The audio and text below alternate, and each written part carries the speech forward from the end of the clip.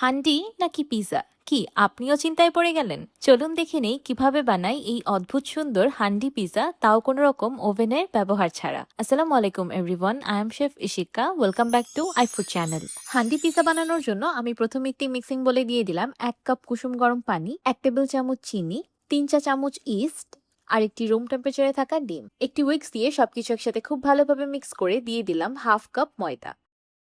এবার আবারও সবকিছু খুব ভালোভাবে মিক্স করে এই মিক্সচারটাকে ঢেকে রেস্টে রেখে দিচ্ছি 10 মিনিটের মতো। 10 মিনিট পর মিক্সচারটা কিছুটা ফ্রদি হয়ে যাবে। এবার আবারও অ্যাড করে দিলাম 2.5 কাপ ময়দা। তার মানে আমি এখানে মোট 3 কাপ ময়দা ব্যবহার করেছি। স্প্যাচুলার সাহায্যে সবকিছু আলতোভাবে মিক্স করে নিয়ে দিয়ে দিলাম 2 চা চামচ লবণ আর 2 টেবিল চামচ রান্নার তেল। এবার হাতের সাহায্যে সবকিছু একসাথে খুব ভালোভাবে মাখিয়ে একটি ডো তৈরি করে নেব। ডোয়ের টেক্সচারটা সেমি সফট টাইপের হবে, না খুব বেশি হার্ড না খুব বেশি সফট। এবার ক্লিং র্যাপের সাহায্যে ডোটাকে ঢেকে রেস্টে রেখে দিব 1 ঘন্টার মতো। 1 ঘন্টা পর ডোটা ফার্মেন্ট হয়ে ফুলে সাইজে বড় হয়ে যাবে। এবার ডোটাকে একটি ক্লিন কাউন্টার টপের উপর নিয়ে একটি বড় সাইজের রুটি বেলে নিব। রুটির পুরুত্বটা ঠিক এমন হবে, না খুব বেশি মোটা না খুব বেশি পাতলা। এবার বেলে রাখা রুটিটা একটি বাটির উপর বসিয়ে দিলাম। এবার একটি মিক্সিং বলে দিয়ে দিলাম 1/2 cup green bell pepper, 1/2 cup red bell pepper, 1/2 cup sweet corn, 1/2 cup মটরশুঁটি, 1/2 কাপ বয়েলড চিকেন, 1 চা চামচ অরিগ্যানো, 1 চা চামচ বা স্বাদ মতো লবণ, 1/4 কাপ টমেটো সস আর ইচ্ছে মতো মজরেলা চিজ। এবার সবকিছু একসাথে কুইক মিক্স করে নিলেই তৈরি হয়ে যাবে হান্ডি পিজার জন্য ফিলিং বা টপিং যাই বলেন না কেন। এবার তৈরি করা মিক্সচারটা বাটির ভিতরে দিয়ে ফিল করে দিচ্ছি। এবার বাড়তি অংশটুকু হাতের সাহায্যে জোড়া লাগিয়ে নেব। খুব ভালোভাবে জোড়া লাগিয়ে অতিরিক্ত অংশটাকে কেটে দিলাম, যেন নিচের অংশটা খুব সুন্দরভাবে সিল প্যাক হয়ে যায়। এবার আলতো হাতে পিজা ডোটা বাটি থেকে বের করে নিলাম।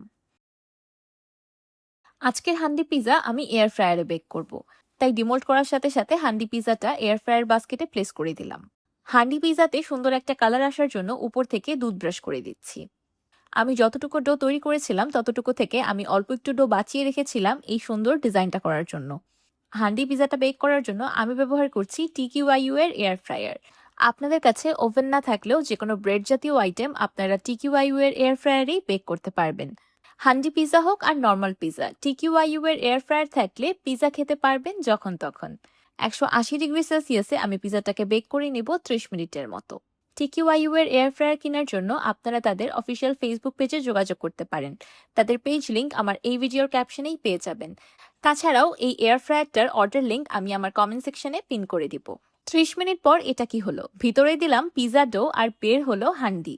কি দেখতে লাগছে না একদম আসল হান্ডির মতো? হান্ডি বিফ, হান্ডি বিরিয়ানি তো অনেক খেয়েছেন, একবার এই হান্ডি পিজা খেয়ে দেখুন। খেয়ে নিজেই অবাক হয়ে যাবেন যে এটা আমি কি বানালাম। বাচ্চাদের টিফিন আর বিকালের নাস্তা বাহির থেকে কিনে না দিয়ে চিকেন অ্যান্ড ভেজিস দিয়ে খুব ইজিলি আপনারা এমন একটা পিজা বানিয়ে বাচ্চাদের সারপ্রাইজ করতে পারেন। তাছাড়া যে কোনো ওকেশন যেমন টি পার্টি বা ফ্যামিলি গ্যাদারিংসেও আপনারা এই হান্ডি পিজাটা রাখতে পারেন, যেটা একদমই ইউনিক কিন্তু খেতে অনেক ইয়ামি। দেখতেই পাচ্ছেন ব্রেডটাও একদম পারফেক্টলি বেক হয়েছে।